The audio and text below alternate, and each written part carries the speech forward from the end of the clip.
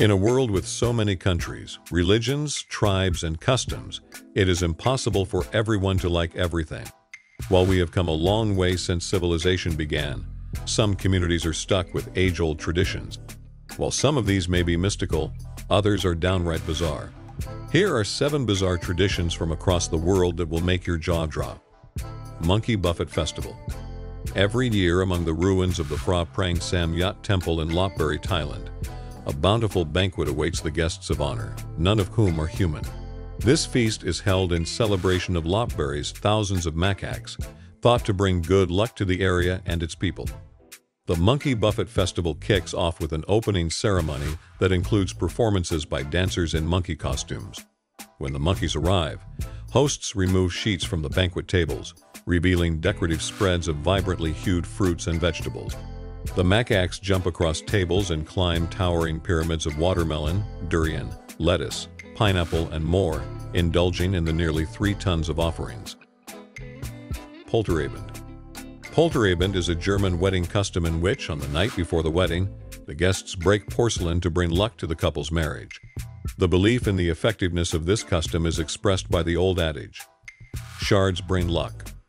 The polterabend normally takes place in front of the house of the bride, or that of her parents, although exceptions are made for space considerations. The couple generally announces the occasion but does not specifically send out individual invitations. Word spreads via word of mouth, and those with a desire to show up may do so. The actual high point of the custom is the throwing onto the ground of porcelain that has been brought by guests. However, stoneware, flower pots, or ceramics such as tiles and toilet bowls are also happily thrown items. Metal objects such as tin cans and bottle tops are brought along to the festivities. And then the bride and groom have to clean up the mess. This way they get to practice working together in difficult times. Aren't we getting a little too literal here, people? Feed the dead with wine in Rome.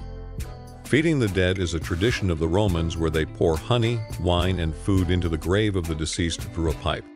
This was done to appease people they thought might haven't forgiven them in the afterlife, honor those they loved, and provide substances for them beyond the grave. The act of pouring liquid, most likely wine or beer, on the grave was prevalent in the Accentors. They believed that through their bones or ashes the dead consumed whatever food or drink the living offered. Toddler Tossing in India.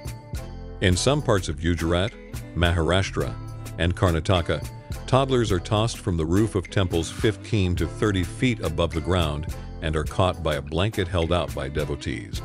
This practice is age-old and is said to bring good luck to the child. It is a traumatic ordeal for the toddler, and child rights activists managed to ban it in 2011. However, devotees continued to practice on a small scale in some villages, including in Mangasalai, where Lord Khandoba, an avatar of Shiva, is worshipped by Hindus as the deity of the family. Bullet ant gloves of the Sadar Ma tribe. When boys of this Amazonian tribe come of age, they must prove their manhood in a tradition that's torturous and terrifying. The young men trap bullet ants, which are then drugged by a medicine man who places the deadly creatures in woven mitts. It is said the sting of a bullet ant can be compared to a bullet hitting the flesh. The young men then have to wear the mitts on their hands and dance for 10 minutes to take their minds off the pain. Sadar Ma men have to go through this ritual at least 20 times in their lifetime. Muharram Morning. Muharram is the period of grief for Shia Muslims across the world. It is the month of mourning for the death of Hazrat Imam Hussein, the grandson of Prophet Muhammad.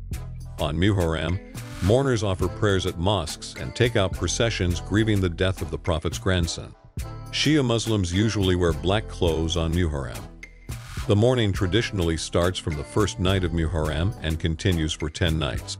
These are the most significant days, as during this time Hussein ibn Ali and his family and followers, women, children, and the elderly, were deprived of water and tortured, and most of them were killed by the army of Yazid I at the Battle of Karbala. Carrying pregnant wife over burning coal in China.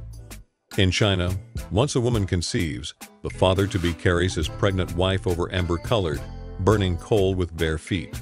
It is said that if the father successfully does this, the mother is believed to have a smooth and less painful labor. The men do this painful ritual because the mother of the child during the pregnancy has 9 months of raging hormones and pain. They do not think that they should have an easy journey either. So, physical pain for the husband to ease out the wife's labor.